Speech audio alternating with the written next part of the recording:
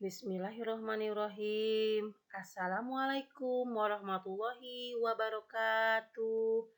Apa kabar anak-anakku semuanya? Kelas 4. Semoga kalian semuanya selalu dalam keadaan sehat walafiat. Bertemu kembali dengan Bu Guru di sini dalam pelajaran matematika ya. Tentunya hari ini kalian sudah siap ya menerima pembelajaran matematikanya. Oke, baik. Sebelum mulai seperti biasa, kita berdoa terlebih dahulu supaya pelajaran hari ini mendapatkan keberkahan dari Allah Subhanahu wa taala. Kita berdoa bersama-sama ya. A'udzu billahi minasyaitonir rajim. Bismillahirrahmanirrahim.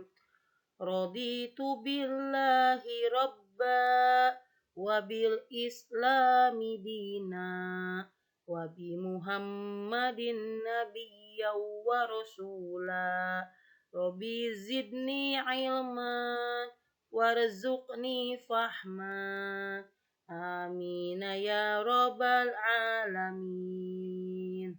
Alhamdulillahirrahmanirrahim. Kita sudah berdoa bersama-sama. Baik semuanya, hari ini kita lanjutkan pembelajaran matematikanya, yaitu masih tentang FEB dan KPK. Tapi hari ini kita akan belajar tentang soal ceritanya ya, yaitu dengan KD 4.6 menyelesaikan masalah yang berkaitan dengan faktor persekutuan, faktor persekutuan terbesar atau FEB, kelipatan persekutuan dan kelipatan persekutuan terkecil dari dua bilangan terkait dengan kehidupan sehari-hari. Tujuannya adalah agar kalian dapat bisa menyelesaikan permasalahan yang berkaitan dengan FEB dan KPK dalam kehidupan sehari-hari. Tentunya di sini adalah dengan soal cerita. Nah, kita selamat menyimak ya pembelajaran hari ini. Nah, ini Bu Guru di sini punya contoh soalnya. Nah, ada sebuah soal cerita yaitu Ani, Banu, dan Rika bermain tepuk tangan. Ani bertepuk setiap 10 detik, Banu bertepuk setiap 12 detik, dan Rika bertepuk 15 detik.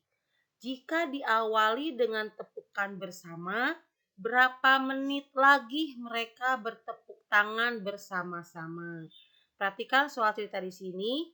Awalnya dengan satuannya detik. 10 detik, 12 detik, dan 15 detik. Tapi di pertanyaan ada menit. Berarti nanti kalian harus mengubah ke menit hasilnya ya. Karena di pertanyaan yang ditanyakan adalah menit. Nah, jika menemukan soal seperti ini, bersama-sama lagi, ada kata bersama-sama lagi, maka kalian menggunakan konsep KPK. Jadi mengerjakannya hanya mencari KPK saja, ya. FEB-nya tidak usah dicari, yang dicari adalah KPK-nya saja. Mari kita cari. Oke. Nah, di sini menggunakan konsep KPK. Oke, yang pertama 10 dulu. Kita seperti biasa kalau pengerjaannya, kita mencari pohon faktornya, faktorisasinya, dan KPK-nya dicari ya.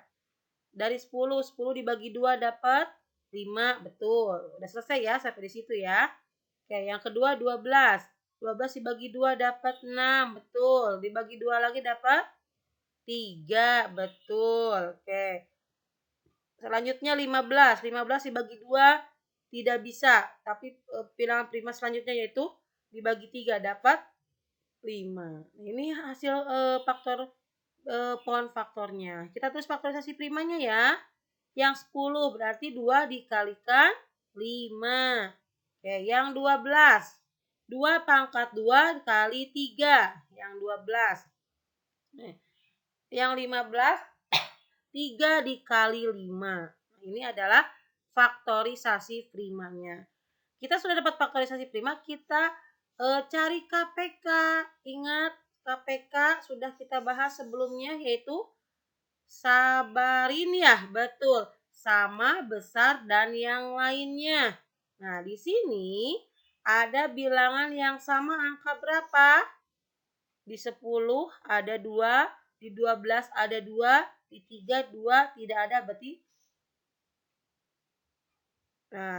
tidak bilangan yang samanya berarti bukan 2. Terus bilangan yang samanya lagi 3 juga di semuanya tidak ada. Tapi untuk KPK ada sabarin, yang lainnya tetap dimasukin. Nah, tapi cari pangkat yang terbesar. Nah, walaupun di semuanya tidak ada, tapi karena ada yang lainnya harus kita masukkan, berarti untuk KPK semua bilangan dimasukkan ya. Tapi cari bilangan yang kalau jika ada yang sama, jadi bilangan yang pangkatnya sama. Pangkatnya yang terbesar, maaf. Oke. Angka 2, berarti yang terbesarnya adalah 2 pangkat 2. Betul. Angka 3 masuk, pilih salah satu. Angka 5 juga masuk, pilih salah satu. Jadi untuk KPK-nya adalah 2 pangkat 2 dikalikan 3 dikalikan 5. Hasilnya adalah 60. Ini untuk KPK-nya. Nah, jadi mereka bertepuk bersama-sama lagi, yaitu setelah 60 detik lagi. Karena di pertanyaan ingat harus diubah ke menit. Karena yang ditanyakan adalah menit, maka diubah ke menit. Ingat, 1 menit itu ada berapa detik? 60 detik.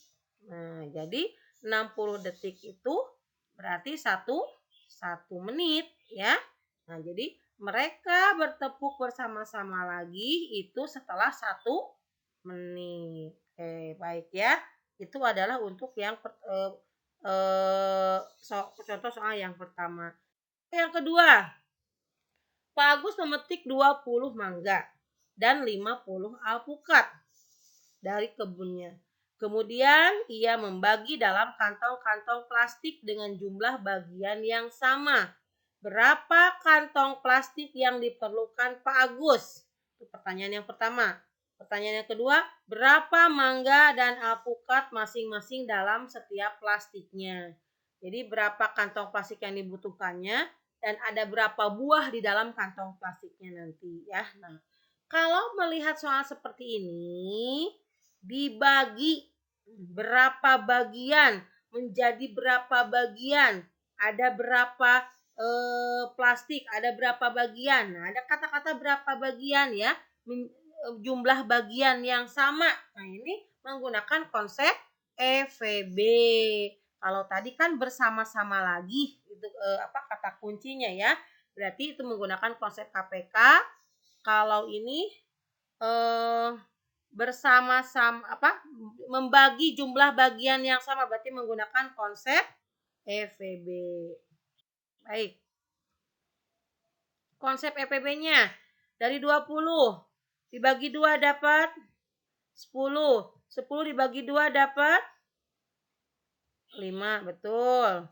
Yang selanjutnya 50 dibagi 2 dapat berapa?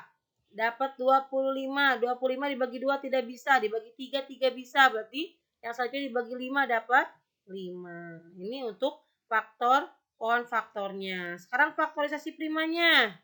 Nah, 20 adalah faktorisasi primanya 2 pangkat 2 dikalikan 5. 50 faktorisasi primanya 2 dikalikan 5 pangkat 2.